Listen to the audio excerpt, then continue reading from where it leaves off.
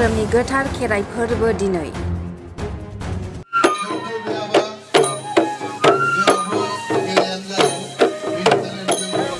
चिरां जिल्ला रुनिखाथायाव गाजा गोमजा फालिदों खेराइ फोरबो।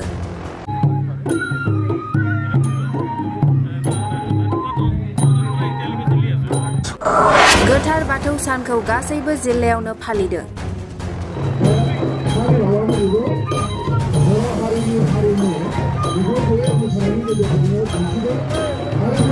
रुनिखाथा बियाब दुलाराय बाथौ गौथुमा बाथौ धोरोमनि गोथार खेराइ फोरबो खुंफुंदों। गोथार बाथौ सान लोगोसे खुंगा 32थि रुनिखाथा बियाब दुलाराय बाथौ गौथुमनि सानब्रैनि मेहेरगोनां हाबाफारिजों खुंफुंनाय बोसोरारि जुथुम्माया दिनैनि जोबथा सानाव गोदोनिफ्रायनो सोलिबोबाय थानाय बाथौ धोरोमनि गोथार खेराइ फोरबो खुंफुंनाय जायो।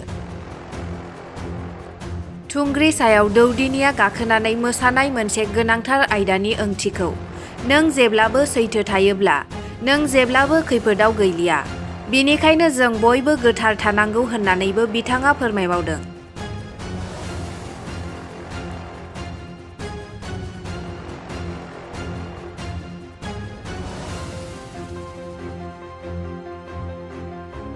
जोङो नैबे रानिखाथा आनसलिक बाथौ कमिटिया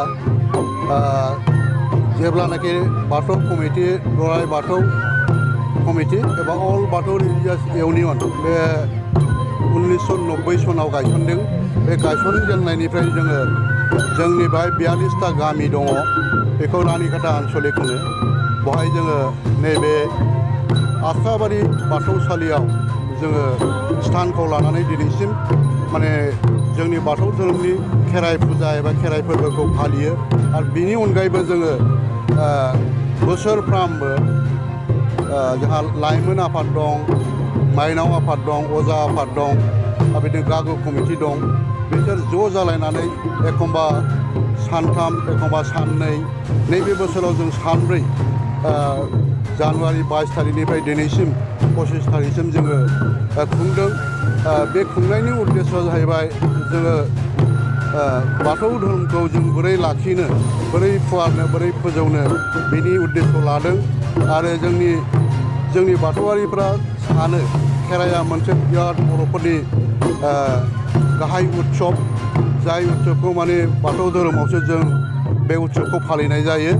दा खेराइनि गेजेरजों जोङो जोंनि बर' हारिनि माने कालचार हारिमुखौ जों लाखिनो हादों होननानै जों बुङोब्ला बांद्राय बुंब्रेनाय जाया। आरो खेराइनि जि मोसानाय बेवहाय दौदिनि थायो, अजा थायो आरो खाम सिफुं जथा दामो। नै बेवहाय सारि सारि खांख्ला थुनाय, जाथा थुनाय दङ। बेफोर बिराद मोजां ओंथि दङ। बे ओंथिया जोंखौ फोरमायो दे माने बेवहाय दौदिनिया ओलोंगि खांनानै माने मानसिनि जिबना माबायदि सोलिलांनांगौ, जों माबायदि सोलियोब्ला जोंनि माने संसार जानायाव मानसि महरै थांनानै थानो हागोन, बेखौ जों बुजियो। जेनेबा खैजिमा फनाय मोसानाय दं, नेवलाय गेलेनाय मोसानाय दं, आग्रां मोदाय दं, सा गोलाव बोनाय दं। आं मोनसेखौल' होनो लुबैदों उदाहरन हिसाबै, जा खैजिमा फनाय मोसानाया जाहैबाय जों मानसि माहारिया जोनोम जानाय लोगो लोगो बयबो रिफु दं, जाय रिफुआ माने जों मोननो लुबैनाय, जों गासिबो जिनिसखौ गावनि खालामनो लुबैयो। नाथाय बाथौ धोरोमाव बेखौनो फोरमायनाय जादों, बेबायदि रिफु थायोब्ला नों खैजिमा जेरै अरनानै गाव थैनायखौ मिथिया बेबायदि थैयो। आरो बेजोंनो जोंनि बाथौआरि एबा बुहुमनि मानसिफ्रा बेबायदि माने रिफु थानो नाङा एबा लब थानो नाङा, बे ओंथिजों फोरमायदों। गोबां दङ आरोखि बेबायदिनो। दा बे दिनैनि खेराइजोंनो बिराद मोजां जों बर' हारिया खौसे जागोन, जों बेखौ सानदों आरोखि। खेराइया जागायजेननायनिफ्राय गोबां आयदा दं, खिन्थु जोंनि खेराइयाव बाथौसालियाव गासै जोङो बेखौ सोरगोआरि खान्थि होनो, आरो मोनसेखौ भुमारि खान्थि। सोरगोआरि खान्थिया जाहैबाय सोरगोनिफ्राय फैनानै जों दौदिनिनि जिउआव मोदाया गोलैखांबाय। दा बेखाय जोङो रावबो गुबुनजों फोरमायनाय जाया। दा बेवहाय जोंहा 16था फाथालि दङ। बे 16था फाथालियाव बाखो बाखो गासिबो मोदाय सारिनि दङ बेफोरखौनो जों मोसायो आरो फोरमायो बहाय बिदिनो फोरमायो दा बे बहाय बेसेबां जों मोसानायखौ नुयो आरो बेनि अनगायैबो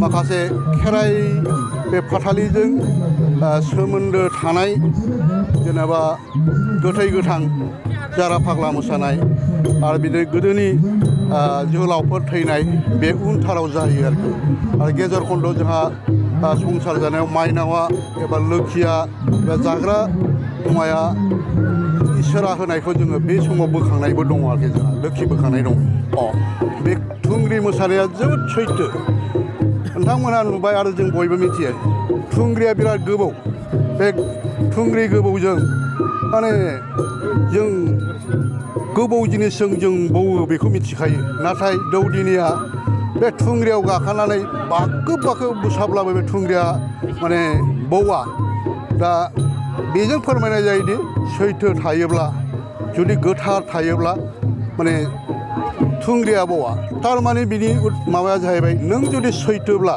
नों जुदि गोथारब्ला खैफोद आफोदाव गोलैया नों बेनिखायनो जों बयबो गोथार आरो सैथोयै थानांगौ होननानै बे थुंग्रि गाखोनाया दिन्थिनाय जायो आरो